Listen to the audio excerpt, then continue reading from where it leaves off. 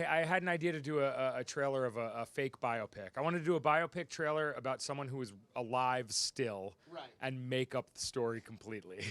And I thought there would be no one more perfect than Weird Al, since he's like the master of parodies anyway, and he leads a life that is sort of free of controversy.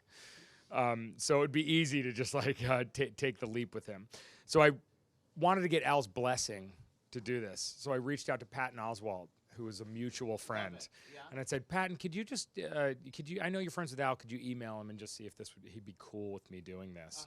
And like within minutes, Patton wrote me back and he said, Al wants your email. He loves this idea. And then Al immediately emailed me and he said, hey, would it be cool if I worked on this with you? I can meet for coffee later today. And later that day, I was at a coffee shop with Weird Al, like watching trailers of every biopic ever made on YouTube. Yeah, it's like if you Google Weird Al, it automatically fills in date Madonna.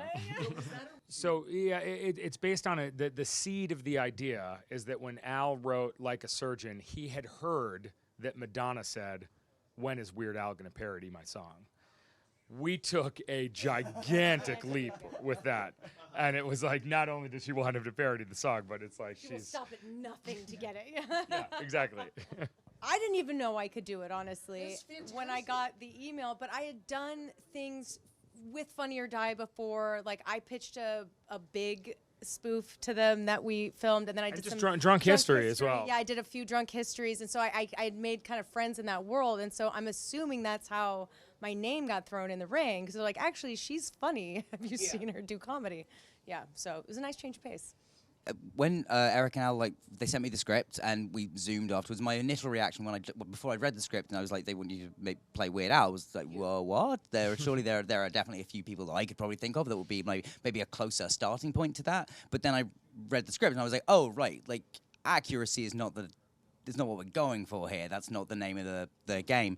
And so yeah, when I sort of got the joke of what they were doing, and I was like, oh yeah, I can then see how I would fit into that and be able to like bring something to it. And yeah, it did feel like getting to use a lot of like the choreography stuff from the musicals, or like, I don't sing in this movie, but like just the general performance and stuff that I've had to learn on other things it was fun to be able to like channel that into this.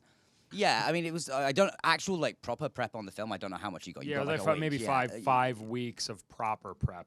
But he knew. I knew. We'd been greenlit in like October, November ish, and so I had from there until like January to start working, and yeah. I mean, obviously, as a filmmaker, I would love to see it on a big screen. It's amazing that Roku gives us the opportunity to show it to so many more people that wouldn't necessarily go to a movie theater. But, I mean, yeah, obviously, I'd love to see it on a screen. I mean, I think it's doing things like making this movie. That's what gets him up in the morning, And the movie is really... I want to say it's a love letter to Al, but we co-wrote it together, so it's kind of weird to say it's a love letter since you can't co-author your own love letter. He can. but that's truly what it is. This movie is like, if you're going to do a biopic about Weird Al, it can't be a true story. It has to be the spirit of who Weird Al is. And that's what the movie is. I mean, there are people who are the Scotti brothers. They that's really it. Exist, like the nuggets of truth in our movie are like the characters. The Scotti brothers were real people. The Scotti brothers records produced those albums, or put out those albums. My Bologna was recorded in a bathroom. Right. Yeah. But the way that we get there in the movie is made up. In our movie, we wanted Demento to be Jack Horner from Boogie Nights, basically. That was our idea from the jump. Was like, we want him to be. He's a kingmaker, right. and it's sort of nothing like the actual Demento is. Demento wasn't hosting these real pool parties with like every weirdo 80s celebrity. Out of all the things, I feel like, of all the insane things that are in the movie, one of the things that Al was the most worried about was he was like, the scene where Demento gives you guacamole laced with LSD. He was just like, he would never have done that to me. He's a nice man. I don't know how he's going to feel about this. If you really look at the life, the rise to fame, and it's there's really nothing salacious going on. There's nothing controversial.